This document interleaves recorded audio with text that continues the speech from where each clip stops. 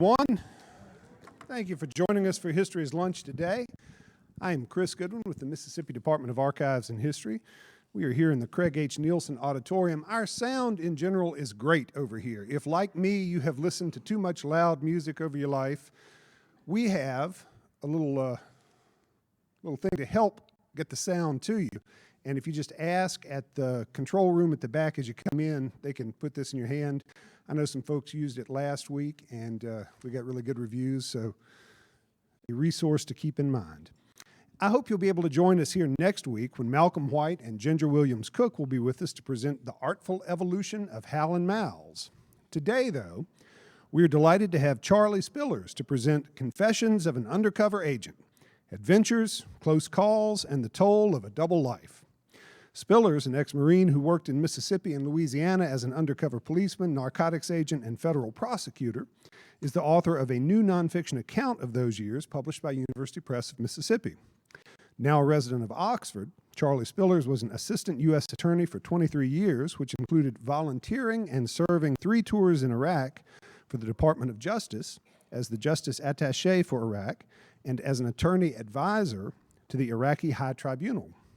He was an adjunct professor at the University of Mississippi and currently serves as an instructor in continuing legal education courses. Help me welcome Charlie Spillers. Thanks, Chris.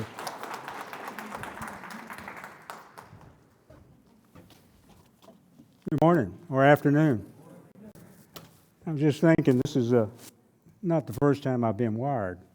I have worn a wire before.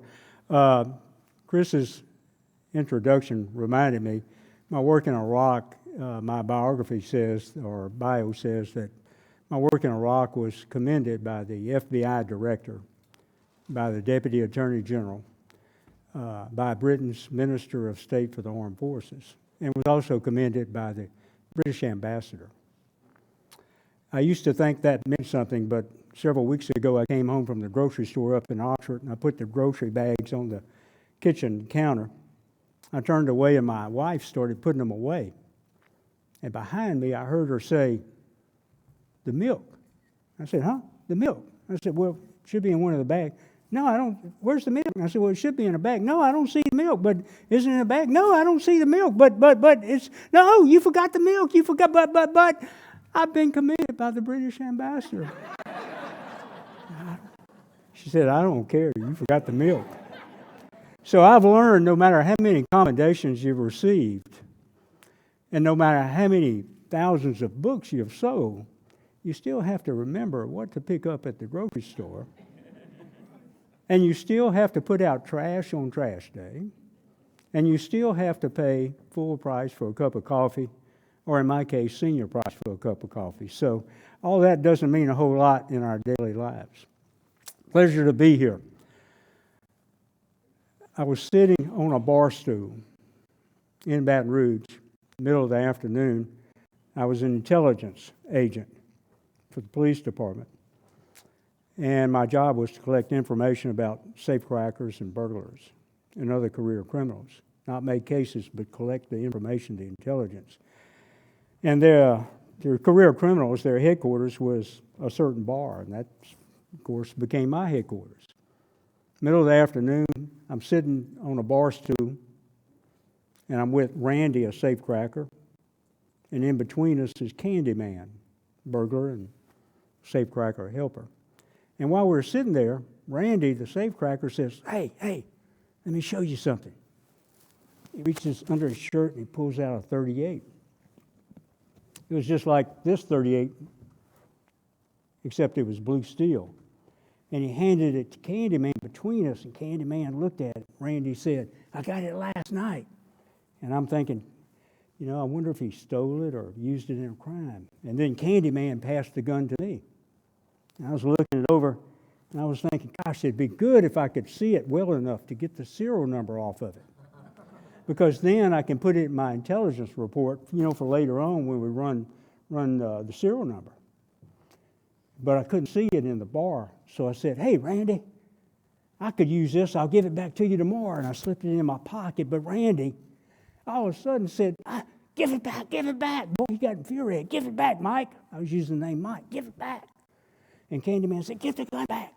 I said, hey, I'll give it back tomorrow. I took a drink of my beer. About that time, I felt, something sticking in my side. And I looked down, and Candyman had stuck his gun, a revolver like this, in my side. And he said, give the gun back, give the gun back. And I looked at Candyman, he was glaring at me with the gun in my side, and his finger was on the trigger. And I was thinking, it's the middle of the afternoon. And even though it's, like their headquarters, this bar, he's not going to shoot me. Surely he's not going to shoot me. So I took another sip of the beer, and I said, I'll give it back tomorrow. Acting like a tough guy. I give it back tomorrow. About that time, I heard click. Click. Yeah, that's not very loud. It's hard to hear. But when a gun's sticking in your side, I tell you, you'll hear the click. You will. I heard the click, and I looked down. He had cocked it, and the hammer was all the way back. And his finger was on the trigger. His finger was on the trigger. And I was thinking, oh my goodness. Maybe he won't shoot me. Maybe he won't shoot me. But you know what I was worried about? That the gun would go off accidentally, right? Because a cocked revolver, finger on the trigger, what does it take to shoot it? Just a little pressure on the hammer, just a little pressure. And a little pressure on the hammer, and the hammer slams down, and pow! And I could just imagine the gunfire and my guts being blown out. Because you could fire it so easily by accident. And I was hoping Candyman wouldn't sneeze or hiccup or have a spasm. I was hoping no one would just walk by us, and happen to just bump his shoulder. God, I was freezing. And I looked at Candyman, and his eyes glazed over all of a sudden. I thought, oh my goodness, I hope he doesn't shoot me. I said, okay, I'll give the gun back. I'll give it back. So I reached slowly in my pocket, not to make any fast moves while the gun's still in my side. Passed it back under the bar to Randy, who took it. But now came the dangerous part. Candyman uncocked the gun, but he uncocked it with steel in my side. And those of you familiar with firearms know how you uncock a revolver, right? You pull the trigger and you hold the hammer back. You try to hold the hammer back with your thumb. And I say try because most of the time you can do it that way. Pull the trigger and slowly lower the hammer and keep it from slipping. But sometimes the hammer does slip. And my neighbor, who's a firearms instructor, says it slipped twice on him over the years teaching firearms. So Candyman proceeded to unload the gun with it still in my side by putting his thumb on the hammer, pulling the trigger, and slowly letting the hammer down. And as he did that, it probably took maybe 3 seconds to let the hammer all the way down. And that whole 3 seconds, I was cringing, as you can imagine, cringing inside, just frozen. And for that 3 seconds, this world you belong to, this walking, talking, normal, breathing world, that wasn't my world. That 3 seconds is gone forever, just frozen. Well, thankfully, he got the gun uncocked without it firing. But that was early in my undercover career, and I learned an important lesson from that. I learned that criminals do not practice firearm safety. So another example of that, a few blocks from where we are now, at some apartments. One night, me and Earl Pierce undercover, we're in a room full of drug traffickers, and we're sitting on stools up at the kitchen counter. And all of a sudden, I hear Earl next to me on the stool say, "Oh, stop, man, what you doing? Stop." And I look, and Earl was like this, and one of the guys had a .357, and he was pointing at Earl's chest. And he said, "You lied to me. You lied to me." He had caught Earl in a lie about where he worked. And he said, "You lied to me." And then the man cocked the .357. "You lied. Why'd you lie? Why'd you lie?" And I slowly started inching my hand up toward my waist because my gun was back here. And I was thinking, this guy is going to shoot somebody no matter what I do, but I'm inching my hand up slowly. Finally, Earl came up with some excuse that satisfied. Man, I was lying because I'm on probation. I don't want my old lady to find out I'm running around. So I always tell people different things. I don't want to get by. It sounded crazy, but the guy finally uncocked the gun. But again, criminals do not practice firearm safety. So, learn an important lesson. The Lord said, "Who will go? Who shall I send? Who will go?" And I stood up. I said, "I'll go. Send me. Send me." Well, the people that I worked with in law enforcement through the years, that's what they did. And along with first responders, firefighters, and others, they stood up and said, "I'll go. I'll go in the face of danger." And the law enforcement profession that I've written about in the book is marked by different things, including sacrifice. And the FBI statistics will show you about 50,000 law enforcement officers, they have the stats every year, the FBI does, are assaulted. 14,000 are injured. And those injuries range from minor to being crippled and on life support for the rest of their lives. And those figures are unreported because they're for only 75% of the areas covered by police agencies. So they're underreported. And all of us in law enforcement know someone who was injured, recovered, came back to work, but lived in chronic pain for the rest of their lives. So it's marked by sacrifice. It's also marked by compassion and courage. A few blocks from here, one of my colleagues, Charlie Lindsay, a Mississippi Bureau of Narcotics agent, Steve Malory, and another agent, went to an apartment. Inside was a drug dealer.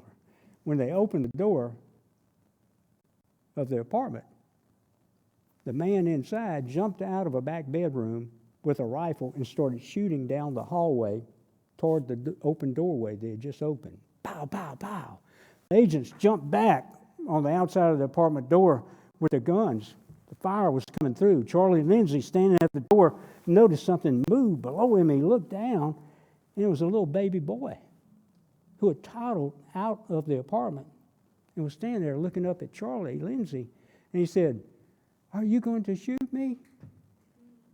And Lindsay exposed himself to that fire. He reached over at the waist, grabbed that little boy, pulled him back up and said, "No, baby, nobody's going to hurt you. Nobody's going to hurt you." I wrote about that in the book, but one thing I regret is that in the book, I failed to go on and point out how courageous that was. Bent over, exposing himself to the rifle fire. Compassion and courage. In North Mississippi, one of my fellow agents, Chuck Smith, went to help the U.S. Marshals arrest a man on child pornography charges. And it was out in the county. And they put Chuck Smith, the MBN agent Smith, out on a county road in a car by himself with this MBN rain jacket on to watch in case the guy tried to escape that way. And while Chuck was sitting there, all of a sudden a vehicle come roaring up at him like it's going to ram his vehicle head on. And Chuck, who's parked there, bent over in the seat and tensed up for the crash when the car hit him. And instead, the car stopped right beside him. Two men jumped out. One of them had a .357 Magnum pointed at Chuck, ordered him out of the vehicle. Chuck Smith got out. The guy said, "I'm going to," pointed the gun at Chuck's chest. He was enraged, and he said, "I'm going to kill you. I'm going to kill you, you MF." And it was pointed at Chuck. And about that time, the guy heard something behind him, and he turned his head to look, and when he did, Chuck reached behind, pulled out his gun, pow, shot the guy in the chest, and he went down. Chuck ordered the other guy away, got his radio out, and quickly called agents to come in. Chuck Smith jumped down over the man he had just shot. And Chuck Smith was also a trained EMT, emergency medical technician. And Chuck dropped down, started administering life-saving aid. He saved the man's life. A helicopter took the man to the hospital, Med Hospital in Memphis. Think about that. Chuck Smith, an agent, a law enforcement officer, jumped down and saved the life of someone who seconds before was trying to kill him. Isn't that something? Isn't that something? Well, that's our profession.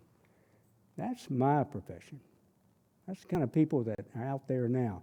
There's always bad eggs, but that are the kind of people that are out there protecting us right now. People like Chuck Smith, Charlie Lindsay, and others.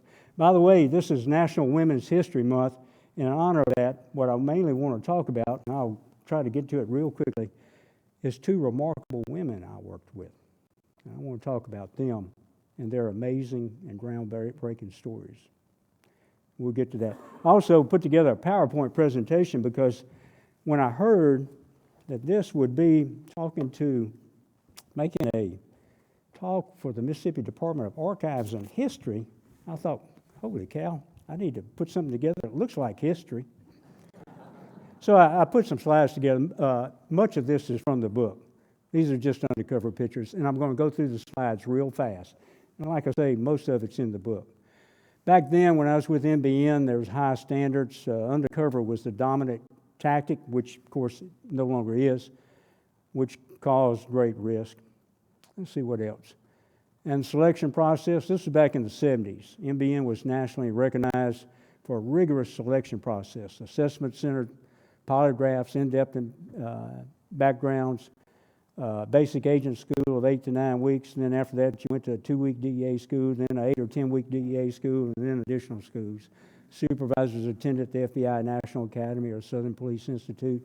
MBN agents and DEA and SPI schools always came out the top 1 or 2 graduates. So we had an agency we could certainly be proud of. That was when I was in the MBN Basic Agent School back in '74. Let's see. Some of the undercover and deep cover operations we had back then, which they no longer do it that way now, though. Typical operation, I had an undercover apartment. I was living in Jackson, but had an undercover apartment in Natchez. No surveillance.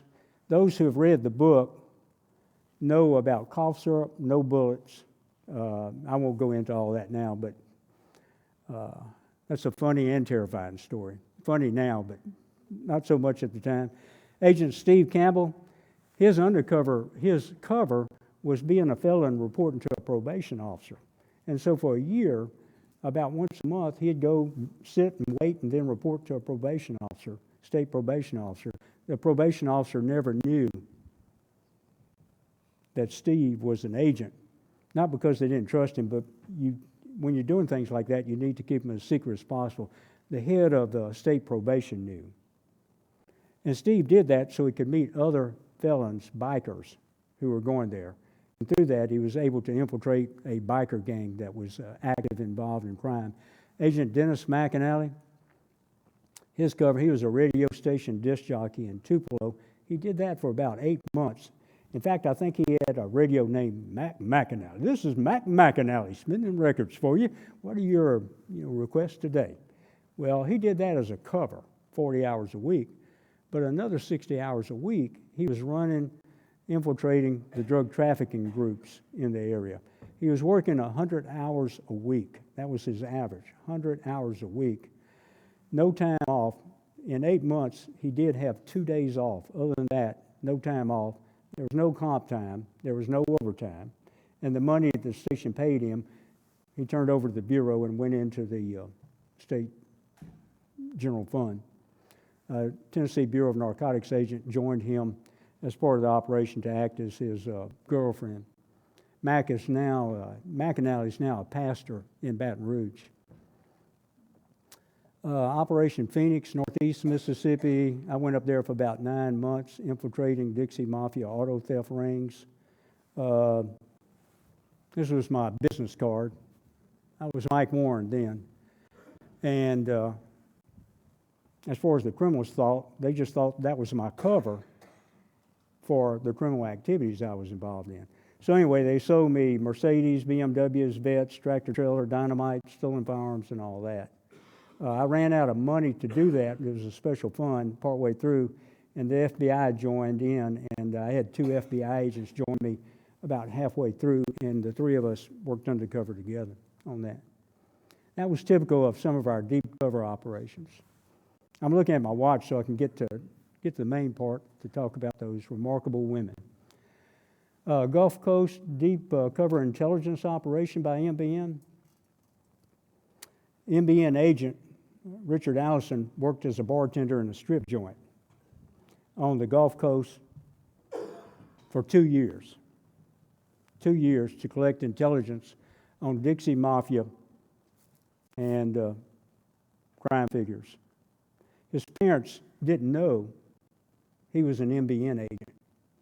He had to keep it secret from them because he was afraid they would tell friends and it would get out. It was very dangerous. He had no surveillance, and about once a week he'd go find a payphone and call Jackson to let him know he was alive, let him know if anything was urgent. And once a month he'd go to a motel in Hattiesburg, meet the head of intelligence under assumed names, and spend the night being debriefed. But it was dangerous for him. He identified career criminals and corruption. Later on, there was a federal case made on the sheriff there. And this is Richard. This picture was taken when he went to the 10-week DEA school in the middle of that assignment. And what the Bureau did was, while it was in Washington, D.C. for those 10 weeks, the Bureau had Georgia Bureau of Investigation Intelligence mail envelopes, letters from Richard, but they would put them in an envelope postmarked from Atlanta to his parents, saying, you know, I'm working a job over here in Atlanta, and mail them to other people to maintain his cover during that time. Just an example of the type of operations. We opened 2 beer joints, one in Columbus and one later in South Haven, and operated the beer joints, and in the back room, the video camera would be hidden, and the drug traffickers would come in with their cocaine, heroin, or whatever, and make the deals and be videotaped. Did that in Columbus for 3 or 4 months, and then that was successful. Then did it in South Haven, and then after that, didn't do it anymore because the technique was burned down, and plus it was too labor-intensive. This is MBN agent Jerry Debman. This is up in South Haven. It's one of the drug traffickers he's meeting outside. At that one in South Haven, we had one of the agents sit inside and just watch the door because a drug trafficking organization in Texas had put out a contract on an informant that was helping us, and they were trying to find him. And the informant was working there with the agents. And the agent's job, who sat near the door, was to just protect the informant, and if anybody came in to protect the informant, he was supposed to take care of them first. You know, looking back on it, I guess that was exciting times back then. I mean, really, when you think about it now, back then you don't think about it because you're right in the middle of it. Deep cover operation on the Gulf Coast, I spent about 9 months working undercover down there to infiltrate heroin trafficking. I drove a taxi cab to establish a cover for about a month, laid down a cover story, and then started driving a big Lincoln and wound up making cases on about 80 trafficking heroin traffickers from New Orleans to Mobile and in between. Anyway, I think that's my taxi driver's permit, yeah. Michael Warren on the coast. Carlos Marcello organization, mafia organization in New Orleans, had pilots who worked for it, and the pilots would fly private planes, twin-engine planes, to Jamaica, and I think perhaps also to South America, but to Jamaica especially. And they would bring back plane loads of dope, 1,500 pounds, 1,700 pounds, whatever. One of their pilots lived up in Tunica, and I was able to infiltrate that part of the organization, pretending to be a wealthy businessman in Memphis, tied in with organized crime in the Northeast. That was my role, and I wore a suit for about 9 months doing that, pretending to be a wealthy businessman, and dealt with the pilot.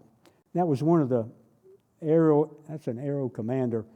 That's the type of one of the planes we wind up seizing. They used airstrips down on the coast and also in Louisiana where they would land the plane loads of dope. Twin Beach was seized in Cozumel when it ran low on fuel, and it stopped to refuel. It was seized down there by the local authorities. Aero Commander was seized. Drug warehouse and they had in the middle of the woods out in Louisiana. We and other agents were able to track them to that warehouse. More smuggling planes. Anyway, like I say, I did that for about 9 months. Then after that, I infiltrated a group, Mexican and Texas-based smuggling organization, went to Houston, Texas. They wouldn't deliver the dope to Mississippi, so they insisted I go down there. So I went to Houston, showed them $500,000 in cash, and they delivered 3,000 pounds of dope marijuana to me, packed in a U-Haul truck. That was my last undercover. After 10 years of undercover, that was my last undercover case. I thought that was a good way to go out. We were flooded in Mississippi during those years with marine and air smuggling. Smuggling boats from South America coming up to the coast, offloading tons of dope. This is Fred McDonald, me, Ken Smith with Jefferson Parish Sheriff's Office out of New Orleans. Shrimp boat that brought in 20,000 pounds. The three of us snuck through the swamp. It was at a little inlet about 2 in the morning. Fred got there first and charged it single-handedly. Holding glass is where one of his bullets went when he was charging, firing his gun. Ken Smith, right here, 25, married, 2 kids going to college at night. He had about 3 or 4 months to live. He was killed 3 or 4 months later in a drug raid in New Orleans. Sacrifice. That's some of the dope that came off that shrimp boat. And MBN, our undercover was characterized by violence because we were doing so much undercover back then. An agent was stabbed and was able to kill the attacker in Columbus. Jerry Debman, who I showed you, he was wounded in an attack. Another man tried to run over agents and was killed. Farron Gardner was twice in one night in 2 different undercover deals. He struggled with the bad guys with guns who were trying to use their guns on him. And each time it was obviously a close call. Doug Walsh was in the middle of a deal and the guy pulled out a gun.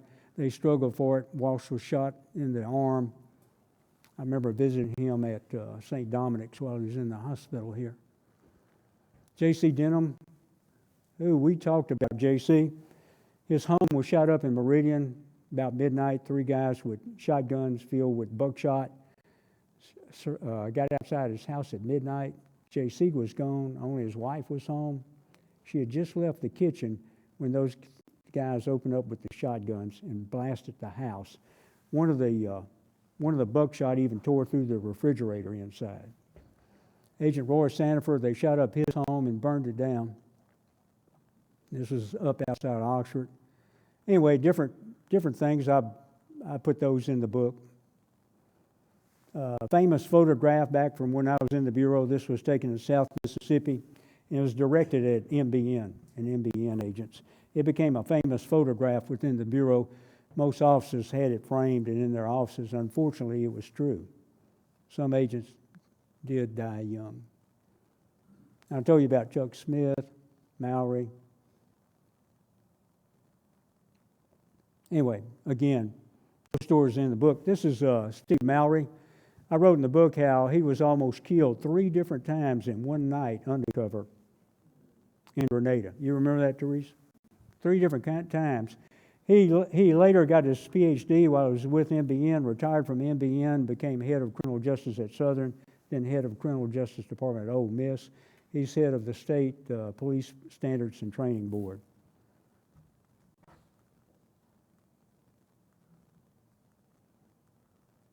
Anyway, just different. I'm trying to get to the other part so I have time to talk about 2 remarkable women. There we go.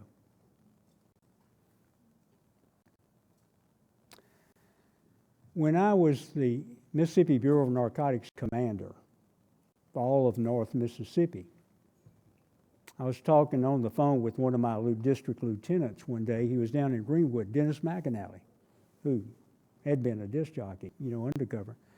And when I was talking with Dennis, he said, I said, what y'all fixing to do? You fixing to do? And he said, well, we're going to do such and such later. Now we're going to go get a bite to eat at such and such cafe. And cafe he was talking about, restaurant, was the most famous restaurant in Greenwood. Everybody went there, from the welders to the judges to the lawyers to the policemen to plumbers, everybody. Because the food was good, the prices were good, everybody would go there for lunch. And Dennis said, a few of the agents in the office, we're going to all go over there and get something to eat. And Charlene's here. She's already told us what to get for her.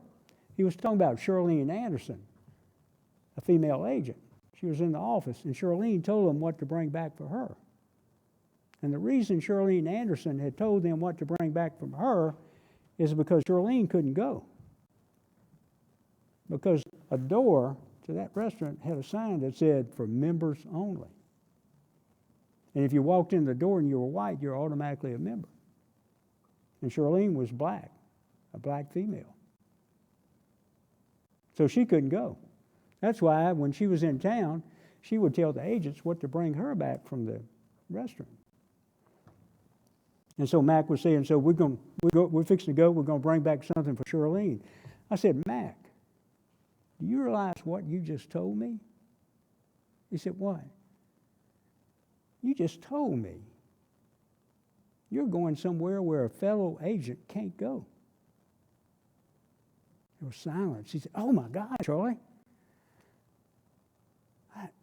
I never even thought of it that way. Oh no.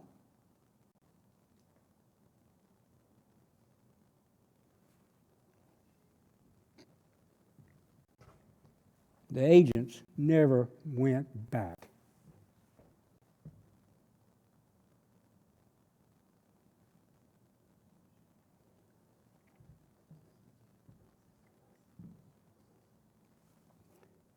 Charlene later became the supervisor of that office.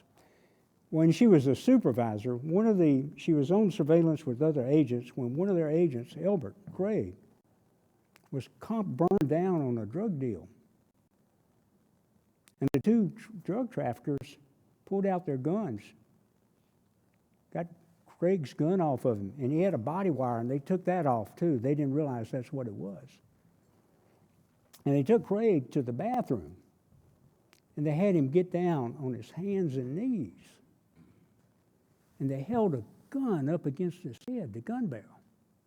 And the two men were talking to each other. Are we going to kill him here or take him out back in the woods? We'll have to clean up in here if we do it in here. And they were trying to decide where they're going to kill him. Charlene, she couldn't hear anything because the wire was off. But somehow she had the instinct, something's wrong. And Charlene told the other agents, come on, we're going in.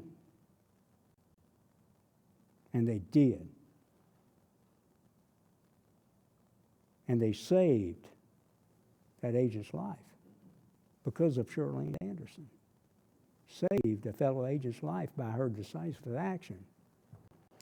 She later, like I said, she became supervisor of that district. She retired from MBN, I believe, as a lieutenant colonel, and she became the first black female police chief of Jackson.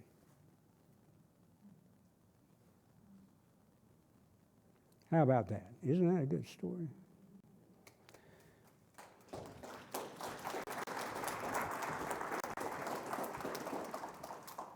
By the way, that restaurant in Greenwood, I go there all the time. Now, so does everybody else, because everybody goes there now. Sara Neal. Sara Neal, my fellow MBN agent, and I worked together in Jackson for several months. We pretended we were a couple, and we did that to infiltrate heroin traffickers. And then after we finished the operation, I went down to the Gulf Coast and started driving a taxi. For that operation, she went to Brookhaven. While she was in Brookhaven, another agent, Jerry Dedman, you saw his picture. He was outside that bar with the drug trafficker. Remember that? Jerry Dedman was up in Columbus, and he called her to go up and help him do a deal on a buy bus for heroin, for 4 ounces of heroin. A buy bus meaning whenever the guy delivers it, they'd pull out their guns and arrest him in the middle of the big deal. So Sarah got up early in the morning, drove up to Columbus, met Jerry about noontime, Jerry and other agents, and the heroin dealer had told Jerry, he said, look, to do this deal, you drive on such and such road, little county road outside Columbus for about 12 or 15 miles till you see my car parked on the shoulder of the road. And when you see my car, you park on the other shoulder, and we'll do the drug deal in the middle of the road. And don't worry. There are no houses, anyone around. It's isolated. Hardly anybody ever uses that road, and it stretches for about a mile or so flat in each direction, so a car can't get anywhere close before we can see it coming. It's perfect. It's like being on the moon. So the two agents, Sara and Jerry Dedman, got in an undercover car and they drove out. The other agents on surveillance, they tried to follow them, but because of the road, they had to hang way back, completely out of sight. So the two undercover agents, Sara and Jerry, were on their own. They drive out, they see the bad guy's vehicle, they park on the other shoulder of the road. Jerry got out to go meet the heroin dealer in the middle of the road. Sara stayed in the passenger seat. Jerry got out, Jerry pulled out a flash roll. The agent pulled out a flash roll of 10,000. The heroin dealer pulled out the 4 ounces of heroin. And when he did, the agent, Jerry, pulled out his gun. Police, NBN, you're under arrest. Hands up, you're under arrest. When Jerry yelled that, on the drug dealer's side of the road in a tree line, 70 yards away, was the drug dealer's brother with a .30 caliber rifle. And he had the agent, Jerry Dedman, in his sights. And he had his finger on the trigger. And when the agent yelled, NBN, police, you're under arrest, the man pulled the trigger, pow, and Jerry got hit, staggered. And the guy kept shooting.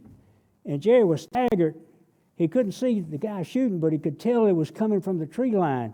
And Jerry started firing his gun blindly toward the tree line. Pow, pow. Meanwhile, the guy's still shooting the rifle at him. Sara Neal was in the passenger seat of the undercover car, away from where the gunshots were coming, and she was in relative safety there. But she didn't stay there. She could have jumped out of the car and crouched down behind the hood and motor housing of the car, but she didn't do that. Instead, she saw her partner hit and staggering in the road, and Sara Neal jumped out of that car and ran around the front of the car with her gun, a Model 60 .38, like on the cover of the book. I'm holding there, 5-shot .38, Model 60. That's what she had, and she ran around toward her partner, and she ran into the deadly zone to get to her partner. And bam, meanwhile, Jerry Dedman got shot a second time and staggered. And as Sara ran toward him, the drug dealer in the road went for his gun. And Sara popped off a shot at him, pow, and he got him in the hand. Sara got up to Jerry Dedman, and they were both under fire, and Jerry got hit a third time. Sara drug him, staggering, to her side of the road, and they tumbled down an embankment. They rolled down it. And Sara scrambled up and got down, crouched down, watching the skyline for the bad guys with her gun. She looked over at Jerry Dedman laying there, and he had blood all over him. And she immediately thought, I've got to get him to a hospital. If I don't get him to a hospital, he's going to die. That's all she could think about. And she got down and she pulled him up, still holding her gun. She got him to his feet and she started tugging him up the embankment. I'm usually better than this at wearing wires. She tugged him up. She got him to the top. The bad guys weren't in sight. She got him over to the undercover car and laid him back down in the back seat. He was bleeding all over the back seat. He had bled all over her. She got in the car, and about that time, the agents on surveillance came roaring up and went rushing out looking for the bad guys. Sara raced back to Columbus. She got him to the hospital, got to the emergency room, got him in there, And emergency rooms then, at least that one, wasn't equipped like they are now. There was a nurse or a nurse's aide there, the only person around, who said, "Here, put him on this gurney or table in this room. I'll go see if there's a doctor in the hospital." And the nurse left, and Sarah was in there alone with Jerry, who was moaning after being shot 3 times and bloody. A couple minutes passed, and Sarah heard yelling and hollering outside. It was coming from the entrance to the emergency room. She stepped out of the room and she was in and looked, and a guy was coming in and saying, my hand, help me. Somebody help me, my hand." Yeah. It was a gunman, the heroin dealer she had shot in the road. "Help me, my hand." So Sarah stepped back in and got her gun and handcuffs out of her purse, and she went out to the emergency room, waiting room, and she arrested him. Yeah, she arrested him. And she put him down on his stomach, and she knelt down behind him and started pulling his arms back to handcuff him. And as she did, he said, "Don't put him on too tight. It hurts too much. Don't put him on too tight." So she made sure she put him on a tad too tight. Ah! There was only one person around, an elderly gentleman sitting there who had been watching this like a movie playing out. And Sarah looks up at him and says, Mister, I've got to get back to my partner in there. Will you watch him? Will you watch him? And if he moves just a hair, will you yell out? Will you do that?" "Yes, ma'am." Sarah got back to Jerry Devon. They found the doctor. Jerry underwent the first of 5 surgeries. All that happened about 1 o'clock. Sarah stayed at the hospital, and agents flooded in from everywhere. And at midnight, agents convinced her to finally leave and go get some rest. So she drove into downtown Columbus. It was sleeting. The streets were deserted. Stores were closed. No traffic was on the street. No one was around. Seemed like she was the only human around. And she found the Holiday Inn in downtown Columbus. It's another name now. And they put her in a room in a back building. Hardly anybody was at the hotel then. It was shortly before Thanksgiving. She got in the room, and the rifleman was still loose. She double-locked her doors, pulled the curtains. She took a shower, clean up, thaw out, try to relieve some stress. She took her gun and put it in the bathroom while she took the shower. She finally got in bed about 1:30 or 2 in the morning. Well, if that had happened to you, would you drop off into a sound, contented sleep? Well, she didn't either. She tossed and turned with all this spinning through her mind, and finally, maybe a half hour before daylight, she finally fell into exhausted sleep, and a half hour later, at daylight, the phone rang right beside the bed. She picked it up. There was an agent at the hospital. She had told him where she was. And the agent said, "Sarah, I've been up all night. Can you come relieve me?" So Sara Neal, with about a half hour of sleep, got up and got dressed. But the only clothes she had were the clothes she had worn the day before, because she thought she was going to be back in Brookhaven. So she put on jeans that had blood on them. She put on a blouse that had blood all over it. And she put on a jacket with blood on it. And she went back to the hospital and stayed all day, sometimes fighting to stay awake. That night, about 8 o'clock, she finally left Columbus, drove back to Baton Rouge, and on those back roads, it was about a 4-hour trip, 210 miles. And she fought to stay awake the whole way. And the whole way, she was wearing those bloody clothes from the day before. Isn't that something? Isn't that something? Parade magazine back then was here's Sarah. Parade magazine back then was popular. It was the Sunday supplement, Sunday magazine in nearly every newspaper across the U.S. back then. And that year, Parade magazine chose her as one of the top 10 law enforcement officers in the country. And her photo went on the cover along with 9 others. They flew her to Los Angeles for an award ceremony. I write about that in the book, and that's my favorite story in the book. I love to tell that story because hardly anybody knew all the details about that. Isn't that an amazing story of courage, sacrifice? Both of them. Isn't that amazing? That's there on some other drug deal where they got a bunch of cocaine. Oh, one more courageous woman. People who have read the book said, you know, the real hero of the book is your wife. Yes, ma'am, I know.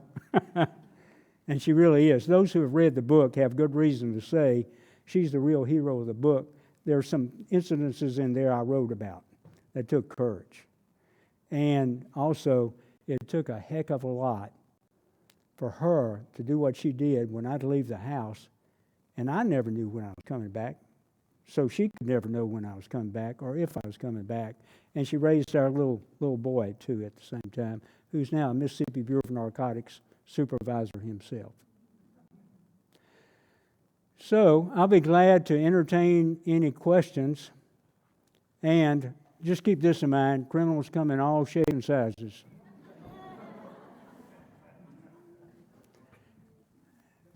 Up. So, any questions, anyone? Right here. Yes, ma'am. How old were you when you started along this path? And what were you doing prior? I was a Marine squad leader in Vietnam, and when I got out, I went to work for the telephone company as a technician. I didn't know anything about it, but they trained me. After a year of that, I missed the excitement. I wanted to do something to serve, so I took a lower paying job in law enforcement. And when I went into law enforcement, I was probably 21, 22 doing that. My son was 1 year old whenever I started working undercover, by the way. He was 11 years old when I did my last undercover case of that 3,000 pounds. And later on, I thought about it. What would life have been like if I had not worked undercover? And I realized we missed a lot. We missed a lot. Yes, sir. I'm always amazed at these stops where they make these big drug busts on the stops, you know, on the highway as they go through I-20 and I-55. Right. How does law enforcement pick these vehicles out? Are they getting tips from undercover people like yourself? Sometimes. I mean, that's 100,000 cars go through. How do they know which ones to select? Sometimes. Sometimes they are tipped off by an undercover. Sometimes they're tipped off by a source.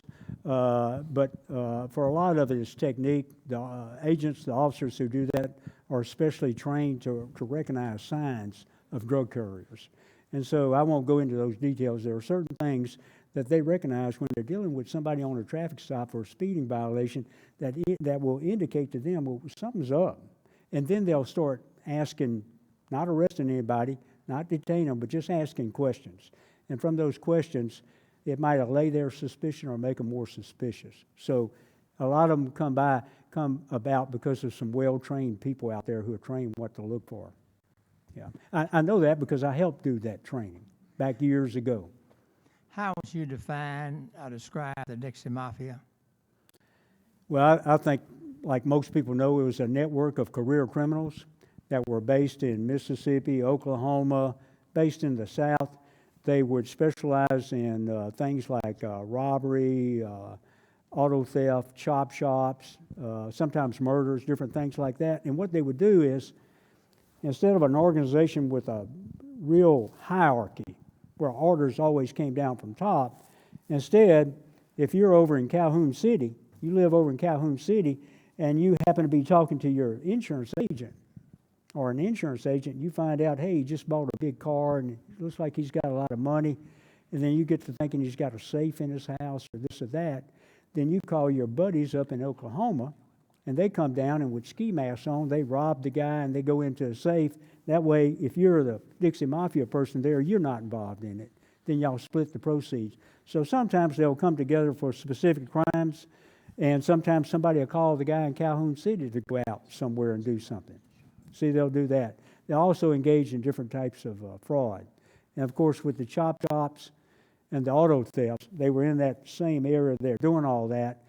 And what they were trying to do is secure, protect their operations by corrupting as many law enforcement officers as they could, which thank God they couldn't corrupt enough. Okay, But that's pretty much how I've seen them operate. And I worked on them when I was in MBN intelligence and kept track of them. But they are very dangerous. They're career criminals, and all they do, their full-time job, is to attack you, to hurt you, to steal from you, to rob you, to defraud you. That's what they do. That's all they think about. Yes, yeah.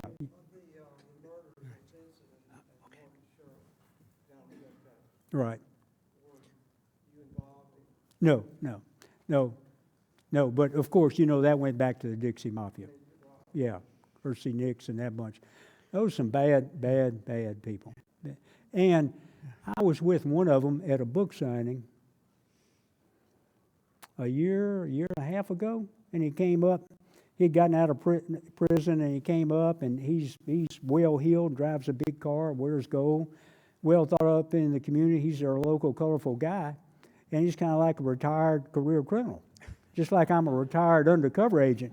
However, he's not really retired, because while I was with him, he was talking about seeing one of the big guys up in Memphis who had recently got out, and he was telling me, yeah, I went up there and we had lunch together, and yeah, I was talking with so-and-so, one of the others, and I was telling somebody else that, look, this isn't the this isn't the Chamber of Commerce. They're not talking with each other about, oh, what you're doing good for your community. They're talking with each other, planning crimes, how to make money. Yeah. Good question. Yeah. Good question, Ken. Yeah. Yes, sir. Over here, please, sir. One question. Your agent that got shot up in Columbus, did he survive? He did. Jerry Dedman had, I think it was 5 surgeries. He finally was able to get back to work 5 months later, but he couldn't qualify with a firearm because of his injury, because one of the bullets tore off his forearm muscle, and that was a shooting arm, and you can't be on the street with a gun as an agent if you don't qualify, and you have to qualify 4 times a year or so, and so he couldn't qualify, so he had to work at headquarters or in the office. But what he did was he kept on his own, practicing, and after a year, he was finally able to qualify. Is he still alive? Yeah, he retired, I think, as a lieutenant colonel from MBN, then became head of Hinds County SO Intelligence and Court Security. And he and I talk on the phone. He lives here in Jackson. He and I talk on the phone about once a month. Sara Neal lives south of Jackson around Monticello. She and I talk on the phone about once a month. She's married to a former MBN agent, and at the end of every conversation she and I have, we'll say to each other, I love you. Because, you know, we worked together when our lives were on the line with each other. So we've got that connection, that kind of connection. Yes, sir. You and all the other agents are so incredibly brave. And appreciate y'all's service so much. When I think about the events out in the western states, primarily about legalizing marijuana and all this other stuff, and conversations that I've had with some law enforcement folks, do you feel like the need for y'all to risk your life so much may have been diminished? Well, I haven't thought of it in those terms. I've only been asked a couple times. I don't mean to question your valor and all that. Right. I've only had the question a couple times about drugs. What do you think of marijuana being legalized or this or that? And having done 42 years as an agent and a prosecutor, my answer is, look, I'm not the expert, but I'll tell you what my opinion is. I have never, ever seen one good thing come from drugs. Not one good thing. Why in the world would I think it's a good idea to legalize? Why would I think it's a good idea to legalize drugs? I've never seen one good thing. But I'm not an expert. I just go by, my opinions on that. And at the same token, people don't need to go to jail or prison for little small amounts of marijuana or drugs. Oh, I'm sorry. Yes, ma'am. I just wanted to comment that regardless of your opinion about times changing and the initiatives in many places to legalize marijuana, I do not see that diminishes you and the other people your work and sacrifice Yeah. for however many years. Thank you, I appreciate it. And I know what y'all are talking about. You're talking about the sacrifice for doing your job. By the way, the Clarion Ledger asked me, when they did the full-page interview and my book came out and they do the full-page interview, the very last question was, who does that? Jana Hoops? Yeah. The very last question was, if you had it to do all over again, would you work undercover? If you had it to do it all over again. And my answer was, they send it to you and you type out the answers, send it back in, and later they publish it. And the answer I typed up was, I did a lot of good. I made cases on people who never would have gotten caught, I think. And I had an impact. But it really, we had no normal family life. My wife and our son, we had no normal family life, so I probably wouldn't do it again. And that night in bed, I showed the draft to my wife. I said, look, here's what I've written. She read over the whole thing. She got down to that last paragraph. And when she read that last paragraph, tears started rolling down her cheeks. And she said, it was terrible. It was the worst 10 years of my life. I added that to my answer.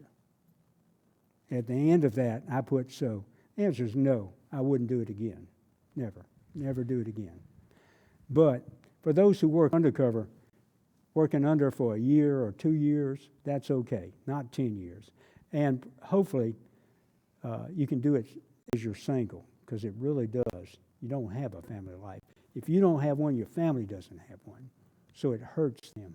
Yes, ma'am. Are these agencies still functioning? Are there still undercover people watching out for us?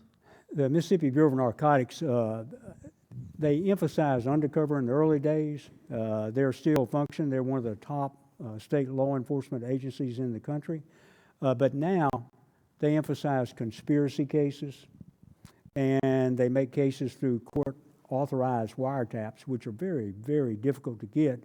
But they're one of the best tools ever for attacking an entire drug organization and a violent street gangs who deal drugs and getting the leaders.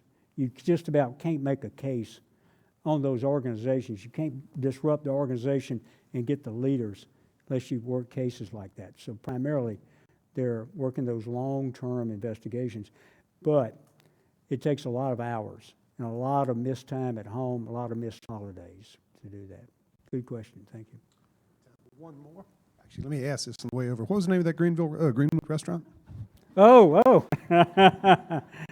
Hey, it's one of your favorites, one of my favorites, anytime you go there. Great place to eat. Charlie, I've seen that in people in your line of work. All of us are fascinated by the things y'all do. It seems like a really glamorous, really high adrenaline type thing. But would you be willing to talk just a little bit about what it did to you personally? Just the emotional impact or whatever of all the stress and all the constant going. I appreciate that. For those who have read the book, or if you haven't read the book, go straight to the epilogue, which is about 3 pages or so. And in there, I kind of describe what it did, the way it affected me and the family. And personally, like when I finally surfaced, not being comfortable, feeling vulnerable, using my real name. So I'd go to get my oil changed, and I might meet the mechanic, and the mechanic say, hey, my name's Bob. I'd say, hey, glad to meet you. My name's Rick. Yeah, I would instinctively use alias names because, I had not learned it's okay to use my real name. I felt vulnerable using my real name. And it took a long time. As soon as I'd say that, I'd instantly regret it. Gosh, I shouldn't have said that, but it's too late to say, no, man, my real name's such and such. All right, so yeah, it affected things like that. And at the same time, another way it affected me is being alert to people. I guess in a good way.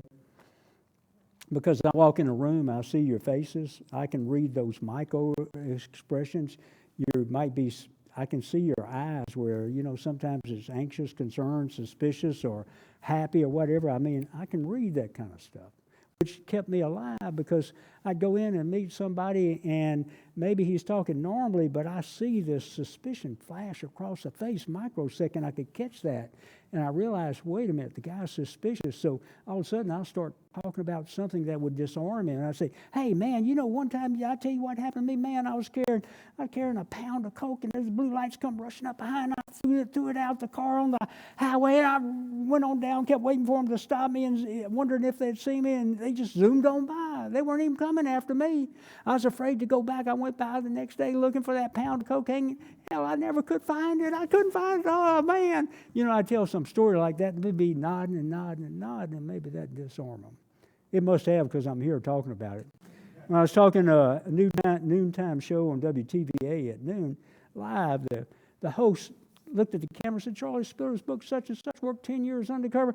And she turned to me and said, tell our audience, what's the most remarkable thing you have to say about working undercover? And I looked at the camera and said, well, I guess I'm here to talk about it. That's the most remarkable thing, to me anyway. Hey, put me down for that.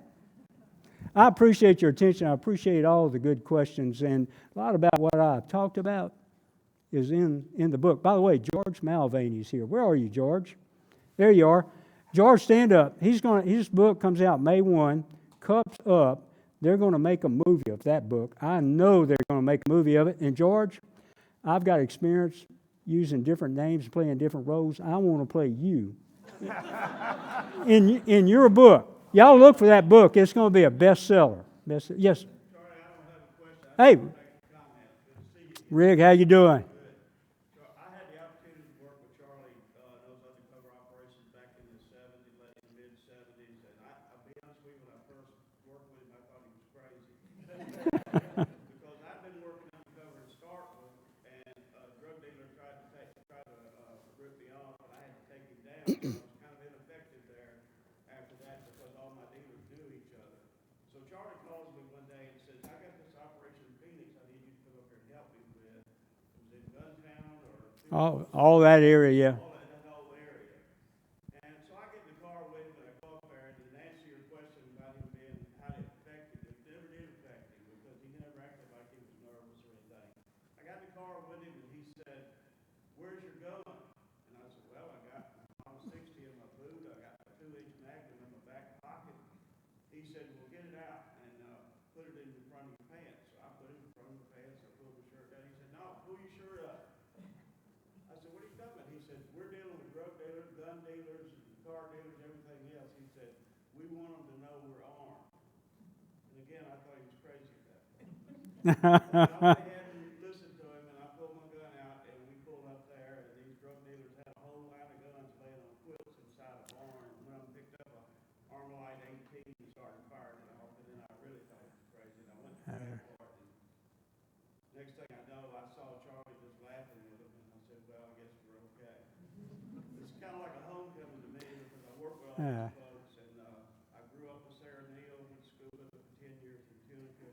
Jerry Detman and I worked in that Pizza Hut operation together after he was shot, and we just had a great time. Good people. It's like a homecoming. I'm glad to be here, Charlie. Congratulations on the book. Thanks, and thanks for your comments. By the way, the two guys who had those 37 rifles and shotguns they had stolen, one of them later killed the other one. And the one who did the killing went off for manslaughter, but he was convicted of those guns. I remember testifying against him for the manslaughter. I was on my way to Tupelo, I think, today. It was supposed to go to trial, and I got about halfway up there. The DA called and said you can turn around, one of the violence just killed the other. Yeah. Rick, thank you for your service, and thanks for working together with me. Thank you. Thank you all for coming. It's fascinating stories. There are more available in the book, which is for sale at the museum store right outside the door here. Help me thank Charlie Spillers for this, and I hope we see you all next Wednesday.